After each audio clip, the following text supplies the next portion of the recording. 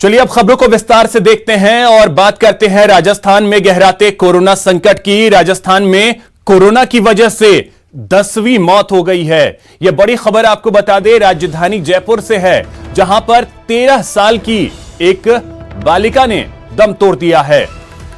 तो राजस्थान में कोरोना की वजह से यह 10वीं मौत है। जयपुर के जेके लोन हॉस्पिटल में एक 13 साल की लड़की ने दम तोड़ दिया है। वहीं आज 51 नए पॉजिटिव केस सामने आए हैं, जिसमें जयपुर और बांसवाड़ा में 15-15 केस सामने आए हैं। इसके अलावा बीकानेर और जोधपुर में 8-8 नए मामले सामने आए। हनुमानगढ़ में 2, सीकर में 1 पॉजिटिव मामला सामने आया है। जैसलमेर 1, चूरू में भी 1 मामला सामने आया है। लेकिन प्रदेश में बड़ी खबर यह है कि एक 13 साल की लड़की ने दम तोड़ दिया है जयपुर में। तो मौत का आंकड़ा जो प्रदेश में है वो 10 तक पहुंच गया है। वहीं प्रदेश की स्थिति आपको बता दें कि पूरे प्रदेश में 751 मामले अभी तक सामने आ चुके हैं। 10 लोगों की मौत हो चुकी है। आज ही 10वीं मौत हुई है। 58 लोग जो हैं वो ठीक भी हुए हैं। तो कुल आंकड़ा जो है प्रदेश का वो 751 है। 58 लोग ठीक हुए हैं, 10 मौतें हुई हैं और प्रदेश के 33 में से 25 जिलों में कोरोना दस्तक दे चुका है। तो बड़ी खबर यह कि राजस्थान में कोरोना की वजह से 10वीं मौत हुई है। जयपुर में एक 13 साल की लड़की ने दम तोड़ दिया। अब आपको राजस्थान के मैप के जरिए समझाने की कोशिश करते हैं कि वो कौन कौन से जिले हैं जहां पर मामले जो हैं वो सामने आए हैं। ये आप देख सकते हैं, ये राजस्थान का मैप है। जयपुर में 316 सबसे ज्यादा मामले यहीं पर सामने आए हैं। इसके अलावा जोधपुर दूसरा हॉटस्पॉट बना हुआ है। 101 मामले यहां पर सामने आए हैं। जोधपुर में ये जो 101 मामले हैं इसमें वो लोग भी शामिल हैं। 50 उनकी संख्या है जिन्हें ईरान से वापस लाया गया था। इसके अलावा बांसवाड़ा में 52 मामले सामने आ चुके हैं। टोंक में 47 मामले सामने आ चुके हैं। बीकानेर में 34, कोटा में 33, झुंझुनू में 31 पॉजिटिव मामले अभी तक सामने आ चुके हैं। इसके अलावा जैसलमेर में 29, भीलवाड़ा में 28, झालावाड़ में 14, चूरू में 12, भरतपुर में 9, दौसा में 8 और अलवर में 7 मामले सामने आए हैं। इसके अलावा अजमेर, डूंगरपुर में 5-5, उदयपुर में 4, करौली में 3, हनुमानगढ़, सीकर, पाली और प्रतापगढ़ में 2-2 मामले सामने आए हैं। बाड़मेर, धौलपुर और नागौर में 1-1 पॉजिटिव मामला अभी तक सामने आ चुका है।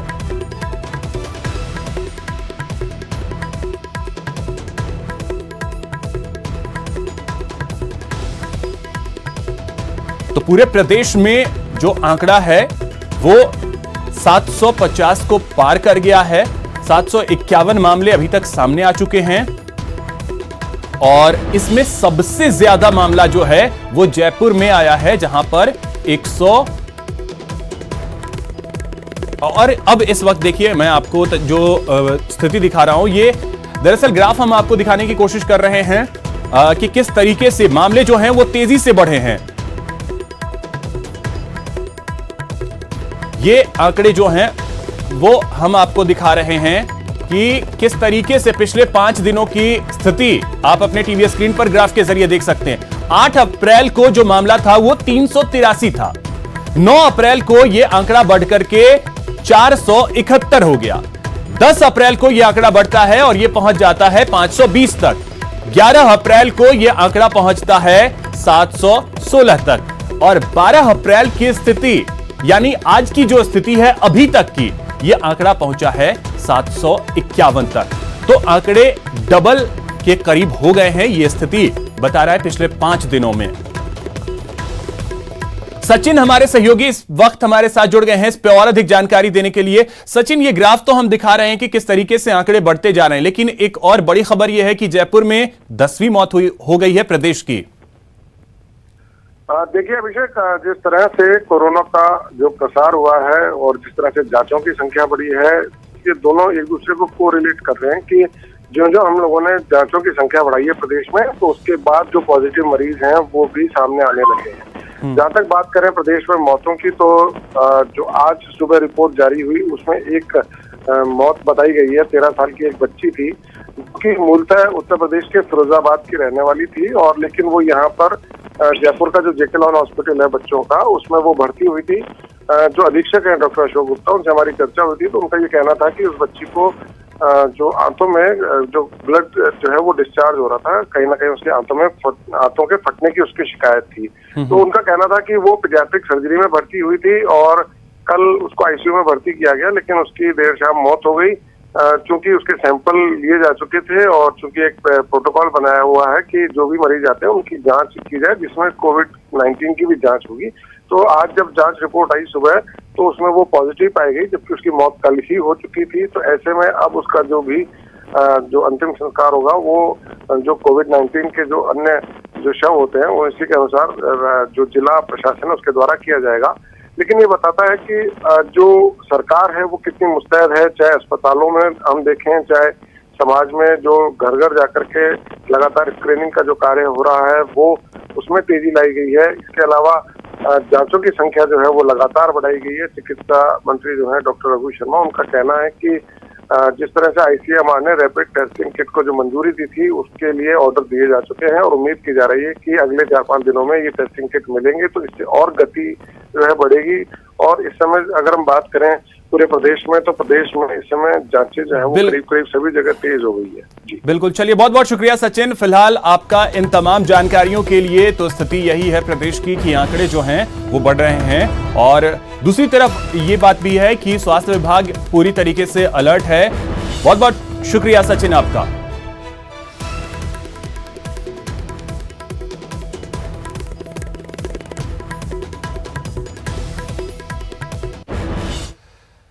तो इस खबर पे और अधिक जानकारी के साथ हमारे सहयोगी भंवर पुष्पेंद्र जयपुर से, शाकिर अली कोटा से और ललित सिंह इस वक्त जोधपुर से हमारे साथ जुड़ रहे हैं।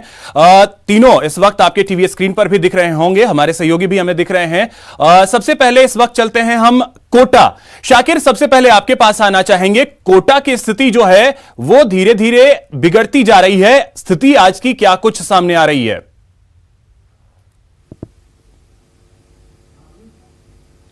जी देखिए अभिषेक, आंकड़े जरूर बढ़ते जा रहे हैं। आज भी 8 पॉजिटिव जो है वो मामले सामने आए हैं, लेकिन इन सब के बीच राहत भरी खबर ये है कि कल 11 पॉजिटिव जो रोगी थे जिनका इलाज चल रहा था वो उनकी रिपोर्ट नेगेटिव आई है। यानी अस्पताल के जो प्रयास हैं वो सफलता की ओर बढ़ रहे हैं। भीलवाड़ा की तर्ज पर कोटा जो है वो भी आगे बढ़ रहा है। मेरे साथ इस वक्त मेडिकल कॉलेज के जो प्राचार्य हैं, उस टीम के कप्तान जो पूरी डॉक्टर्स की टीम को लीड कर रहे हैं, डॉक्टर विजय सरदाना मौजूद हैं। मैं इन्हीं से जानता हूं कि जिस तरह से सुधार भी हो रहा है लेकिन आंकड़े भी बढ़ रहे हैं। सर, कल 11 लोग पॉजिटिव जो थे वो नेगेटिव रिपोर्ट उनकी आई है, लेकिन आंकड़े भी अपने यहाँ पे लगातार बढ़ रहे हैं। सुधार के लिए हम आगे बढ़ रहे हैं। देखिए, उनकी अभी फर्स्ट रिपोर्ट जो है वो नेगेटिव आई है 11 जनों की, और प्रोटोकॉल के हिसाब से हम उनकी एक सेकेंड रिपोर्ट 24 आवर्स आफ्टर करते हैं, तो वो आज करेंगे और वो सेकेंड रिपोर्ट भी नेगेटिव आ जाएगी। उसके बाद में 7th डे पे थर्ड रिपोर्ट भी करेंगे और वो भी अगर नेगेटिव आ जाती है तो हम उनको 14 डेज तक रखेंगे और उसके बाद डिस्चार्ज करेंगे। फॉर्चुनेटली ये सभी लोग एसिम्प्टोमेटिक हैं और इनका कोई सिम्टम नहीं है and they are hale and hearty. जहाँ तक नंबर ऑफ़ केसेस का सवाल है, पहले से यहाँ कोटा में केसेस बढ़े हैं और उसके लिए मेरे ख्याल है प्रशासन और सभी जने पूरा जो लॉकडाउन है, कर्फ्यू है, महा कर्फ्यू है, उसके ज़रिए कंटेनमेंट का जो प्लान होता है उसको कंटेन करने की कोशिश कर रहे हैं। और एक अच्छी चीज़ ये है कि ज़्यादातर लोग जो है अभी एसिम्प्टोमेटिक हैं और कोई 1-2 पेशेंट्स हैं जिनमें सिम्टम्स हुए हैं और एक ही पेशेंट जो था, जो इनिशियल पेशेंट था, वो वेंटिलेटर पे गया था जिसकी डेथ हुई। और 11 पेशेंट जो हैं इनका सेकंड टेस्ट आज है और आज अगर नेगेटिव आता है तो फिर हम मानेंगे कि हाँ ये रियली नेगेटिव हैं, फिर भी हम थर्ड टेस्ट इनका कराते हैं। स्क्रीनिंग का काम भी लगातार चल रहा है? जी हाँ, स्क्रीनिंग जो है CMHO लेवल पे लगातार जारी है घरों की, और जिस एरिया में केसेस हैं वहाँ पे एक्सटेंसिव स्क्रीनिंग की जा रही है। और जो हमारी रैपिड रिस्पांस टीम्स हैं वो भी जहाँ से भी कॉल आती है, जहाँ भी पॉजिटिव केस होता है, वहाँ जा कर के उनके आसपास के एरिया में लोगों को इंटरोगेट करती हैं। कॉन्टैक्ट लिस्टिंग, कॉन्टैक्ट सर्चिंग भी जो है वो की जा रही है और उसके ज़रिए ज़्यादा से ज़्यादा लोगों को टेस्टिंग कराने की कोशिश की जा रही है।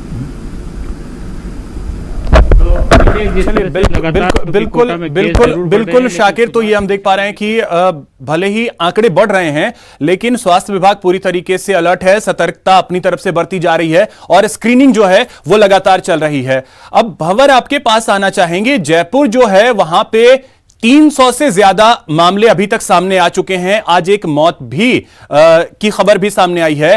तो जयपुर में अब किस तरीके की स्थिति बन रही है? क्या स्क्रीनिंग ज्यादा हो रहे हैं, वजह यही है कि मामले ज्यादा सामने आ रहे हैं?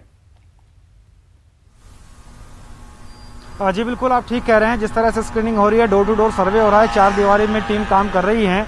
कल वहाँ टीम में काम करने वाले एक अधिकारी से मेरी बात हुई थी, पुलिस अधिकारी से। उनका ये कहना था कि हम घर घर जा रहे हैं और घर घर जाकर चेक कर रहे हैं, कोई भी व्यक्ति छूटना नहीं चाहिए, क्योंकि छूट गया तो ये चैन जो है और आगे बढ़ जाएगी। इस चैन को तोड़ना है ताकि कोरोना को हराया जा सके और कोशिश यही की जा रही है।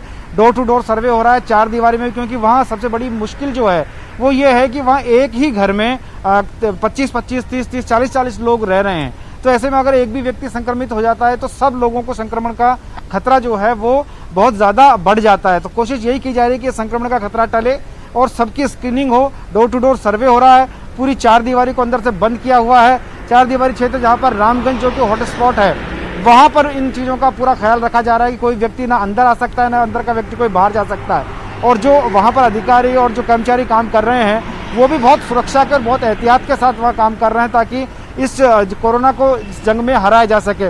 वहीं जयपुर की बात, चार दीवारी के बाहर की बात करें तो वहाँ भी लोगों को बाहर आना मना है। जो ज़रूरत के संसाधन है वही बाहर जा सकते हैं, जो वाहन है यातायात के वो बिल्कुल बंद हैं। और कोशिश यही की जा रही है कि सब लोग घर में रहें, क्योंकि घर में रहेंगे तो सुरक्षित रहेंगे। और जो प्रशासन है पूरी तरह मुस्तैद है, कहीं किसी को कोई परेशानी नहीं हो। राशन के लिए, सूखा राशन देने के लिए टीमें बना दी गई हैं। अलग अलग संभाग में अलग अलग टीम है, उसका डिवाइडेशन अलग अलग जो वार्ड और उसके हिसाब से किया गया है। उसमें अधिकारी नियुक्त किए गए हैं, उनके फ़ोन नंबर सार्वजनिक किए गए हैं। जिसको अगर ज़रूरत होती है राशन की तो राशन अपने घर पे मंगवा सकता है। मेडिकल की सेवाओं की ज़रूरत है तो उसको मेडिकल सेवाएं घर पे उपलब्ध होंगी। तो कुल मिलाकर सरकार के जो सकारात्मक कार्य हैं वो कहीं ना कहीं इस कोरोना की जंग में बहुत अच्छे और कारगर साबित हो रहे हैं। लेकिन हम लोगों को भी ध्यान रखना होगा, आम आदमी को भी ध्यान रखना होगा कि वो घर से बाहर नहीं निकले। अगर बिना काम घर से बाहर निकलते हैं तो ये चैन कभी भी जो है टूटेगी नहीं और ये कोरोना खत्म नहीं हो पाएगा। जिस तरह से संख्या बढ़ रही है, जयपुर की आज की हम बात कर लें, आज भी 15 केस जयपुर में पॉजिटिव आए हैं। रामगंज हॉटस्पॉट बन गया है, लेकिन भीलवाड़ा मॉडल जो प्रदेश में ही नहीं पूरे देश में, दुनिया में जाना पहचाना जा रहा है। जरूरत है उसी तरह के इंतजाम यहाँ भी हों। बिल्कुल भंवर, तो उसी तरीके के इंतजाम किए जाएं जिस तरीके से किया गया भीलवाड़ा में, तो शायद बेहतर स्थिति और होगी जयपुर और बाकी जगहों पर। क्योंकि जयपुर के बाद जो दूसरा हॉटस्पॉट बना है वो है जोधपुर, जहां पे आंकड़ा जो है वो 100 को पार कर गया है। ललित, आपसे जानना चाहेंगे स्थिति जोधपुर की क्या है, क्योंकि आंकड़े जो हैं वो ये बता रहे हैं कि जोधपुर में तेजी से आंकड़े बढ़ते जा रहे हैं, 100 के पार पहुंच चुका है आंकड़ा।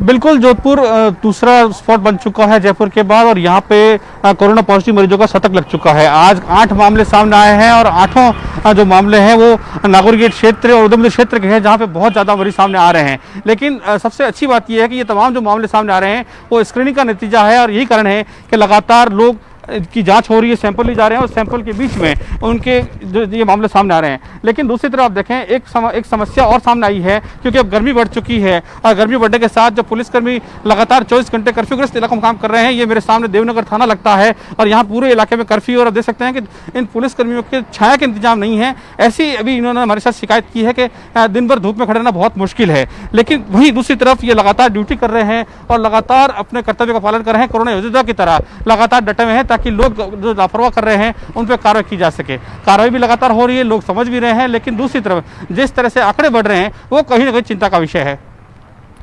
बिल्कुल, ब्रेक के बाद आपका स्वागत है। कोरोना संकट के बीच एक राहत की खबर आपको बता दें कि कोरोना की रफ्तार जो है वो अब धीमी पड़ गई है। अब 6 दिन में आंकड़े जो हैं वो 2 गुने हो रहे हैं। पहले डबल हो रहा था ये आंकड़ा महज 4 दिनों में। तो ये रफ्तार जो है कोरोना की वो धीमी पड़ी है। पहले 4 दिनों में आंकड़े डबल हो रहे थे, जो अब 6 दिन में डबल हो रहे हैं। और आपको बता दें कि अगले 2-3 हफ्ते बेहद अहम है, यह कहा है प्रधानमंत्री नरेंद्र मोदी ने। तो आंकड़े जो हैं वो अब डबल हो रहे हैं, लेकिन वो 6 दिनों में पहले जो कोरोना की रफ्तार थी, आंकड़े डबल हो रहे थे 4 दिनों में।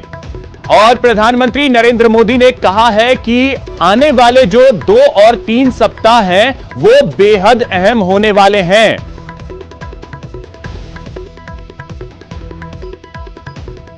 तो हमारे नेशनल एडिटर शैलेंद्र वांगू इस पे और अधिक जानकारी देने के लिए हमारे साथ जुड़ गए हैं। शैलेंद्र, जिस तरीके से ये आंकड़े अब सामने आ रहे हैं, ये बता रहा है कि कहीं ना कहीं लॉकडाउन का एक बहुत बड़ा असर पड़ा है। बिल्कुल, जाहिर तौर पर यह एक राहत की खबर है कि जहां पहले 4 दिनों के अंदर केसेस डबल हो रहे थे, अब ये रफ्तार धीमी हो गई है, अब 6 दिन तक पहुंच गया है। हालांकि आपको बता दें कि जो पहले केसेस डबल हो रहे थे उसके पीछे माना जा रहा था कि मरकज का जो मामला सामने आया था, जिसके चलते एकदम से देश भर में मामलों में बढ़ोतरी हुई थी, तो ऐसे में वो अब मामले भी कंट्रोल में हो रहे हैं। तो ऐसे में कोई नया बहुत बड़ा कोई हॉटस्पॉट सामने नजर नहीं आया है। इसलिए जो देश में कोरोना के मामले हैं वो एक धीमी गति से आगे बढ़ रहे हैं, यानी कि अब हर 6 दिन में मामले डबल हो रहे हैं। पहले ये आंकड़ा करीब 4 के आसपास था। अच्छा। साथ ही साथ ये भी बता दें कि जैसे आपने कहा कि प्रधानमंत्री मोदी ने कल जी शैलेंद्र, इसी एक चीज और थोड़ा सा चाहेंगे आप उसमें ऐड ऑन करें कि क्या लॉकडाउन बढ़ाने को लेकर के आज संभव है कि फैसला हो, क्योंकि लॉकडाउन का बहुत बड़ा असर देखने को मिला है। अगर लॉकडाउन जैसे मेजर्स नहीं लिए गए होते तो 15 अप्रैल तक देश में 8 लाख से ज्यादा मामले हो चुके होते कोरोना पॉजिटिव के। तो ऐसे में माना जा रहा है कि कल जो मीटिंग हुई है प्रधानमंत्री मोदी की सभी मुख्यमंत्रियों के साथ, इसके बाद लॉकडाउन को 2 हफ्ते के लिए एक्सटेंड किया जाएगा। लेकिन इसकी घोषणा कब होगी ये अब तक साफ नहीं है। माना जा रहा है कि आज इसकी घोषणा हो सकती है, हालांकि औपचारिक रूप से इसकी अभी सूचना नहीं दी गई है।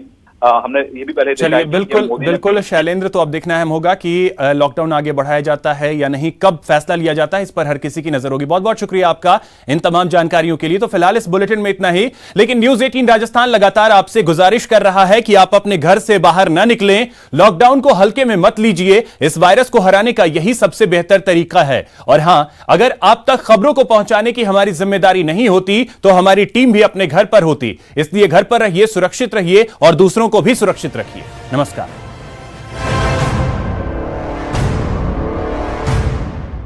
इस न्यूज हेडलाइंस के प्रायोजक सच्ची सही